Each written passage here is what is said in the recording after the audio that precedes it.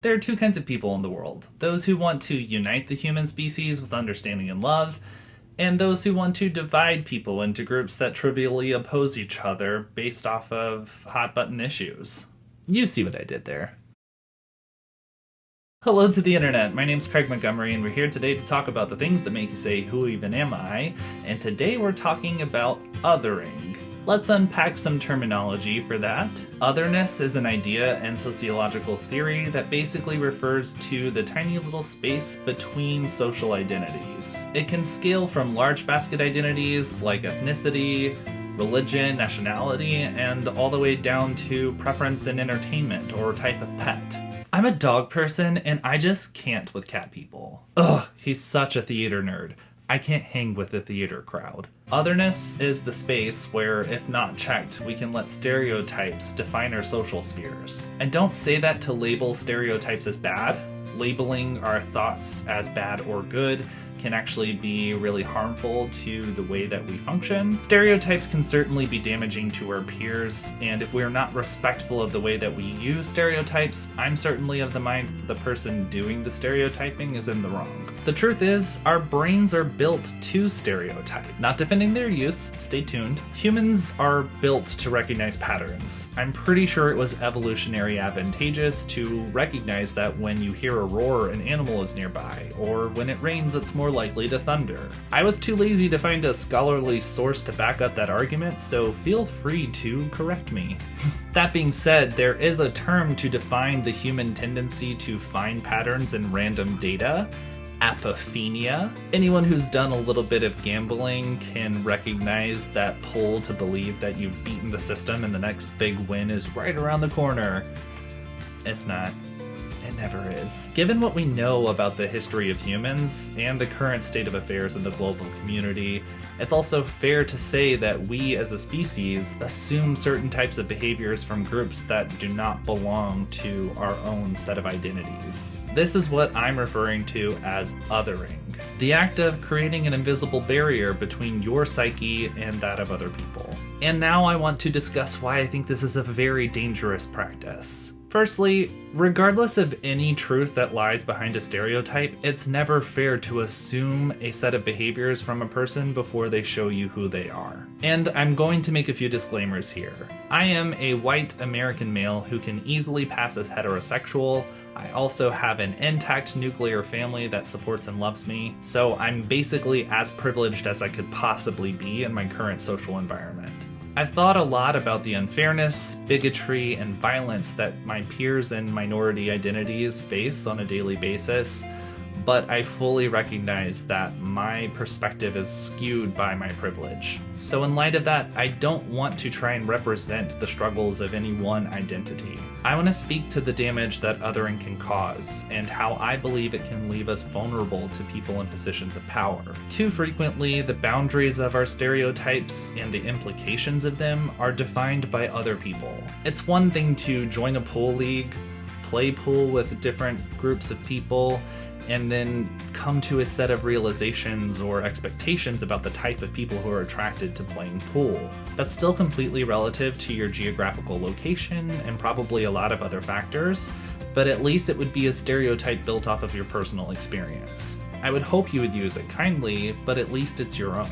The reason that othering is so damaging is in the case of political majority and minority groups. For every person alive today, those identities and the stereotypes assigned to them were established a really long time ago. And now our culture perpetuates those stereotypes, and people in power perpetuate our culture.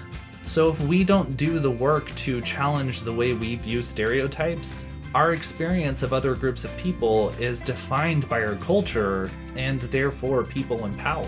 I strongly believe that this is why there's so much hatred and misunderstanding between ethnicity groups, religions, and political parties. The divides based on opinions, rituals, skin color, etc. have been carved into our history, and there's so much commentary and imagery in our culture that it's basically impossible to not consume the bias. It is far too easy to be taught to other groups that you don't belong to and believe the fallacy that it's for your own safety. It does not keep you safe. It separates us, and it limits your availability to the full experience of life. And it kills. Othering is what creates enough space between two people for them to believe that it's okay to kill each other. I honestly can't come up with an example of something that could be worth valuing over another human life. There's obviously greed and pride and other things in play in these situations that cloud judgment, but what creates the horrifically sad reality of people valuing a belief or an object over another person's life is this trick. This socially constructed division between arbitrary identities.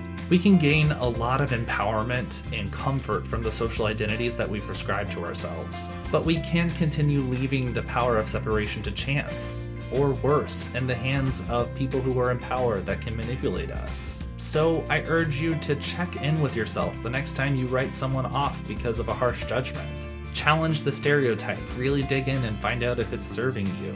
This is the work of our time. Breaking the patterns. Understanding that our brains stereotype, but we can and should choose to not stereotype with our actions. Not everyone is going to be your friend or ally or neighbor, but that's not an excuse to not be kind to them. There's this fabricated sense of scarcity in the global community, and I feel like it's bleeding down into our smaller communities. And I think that the only actual scarcity that we're dealing with right now is the fight for power, and that's a battle being fought for the few. And to risk speaking a little grandiosely, I think it's time for the many to stop paying the cost. Oh my goodness. So that got a little politically opinionated. So to scale back a little bit, I really do think in order to love each other and to heal the hurt that I see every day in the news and on social media, we really have to start looking at each other and stop saying you're different than me and start seeing and expressing how we're the same so that we can find the places where we intermingle and help each other. So I really think this is an important concept, and I think we need to think about it and talk about it more because it's so ingrained into the language and the way that things are presented to us. Everything is, are you this or this? That language is so prevalent, and all of the quizzes that we take and post on social media, the way that kids relate to each other in the schoolyard. I remember when I entered the public school system, I was a little late, I homeschooled for a bit. There was such a division in the social structures based off of your preferences, and I thought it was so strange because why can't I be your friend if I like this one thing and you like that one thing? Why does that have to separate two people? And that just got more intense as I grew up and moved into the realm of political opinions and religion. It's got very intense, and so frequently I feel like there is a place for compromise. Not always. When it comes to respecting other human life, I would say no. That's not a compromise. But in terms of just opinion of how things are done, like live and let live. I mean, there's no reason why two people can't do things differently in touching space and let each other do their things differently. That doesn't make sense to me. Anyway, this is gonna get really rambly if I continue going. So that's my conceptualization of this othering action that we do, and I wanted to present it to you guys. Please let me know what you think and correct me if I was inappropriate or anything, please. I'm really wanting to educate myself on this more, so if I spoke offensively to an identity or anything and tried to stay away from specific arguments, please let me know where I need to educate myself. And I would like to say, no matter your identity, you are valid and loved. And I hope that in this society where you might come across a lot of adversity, that you can find solace in the fact that there are other people out there that identify with you, there are other people that support your identities, and I really truly hope that we're moving to a time that's more accepting and loving and validating of other people. So, you are loved, at least by me. We're all just humans, doing the most, sometimes not enough. Okay, that's all I got for you. If you like the video, give it a like. If you like what I've been doing, please subscribe. I release videos every Tuesday and they come to you that way, which is fun. No dance party this week because it feels strange to put after talking about this kind of serious situation. So, bye.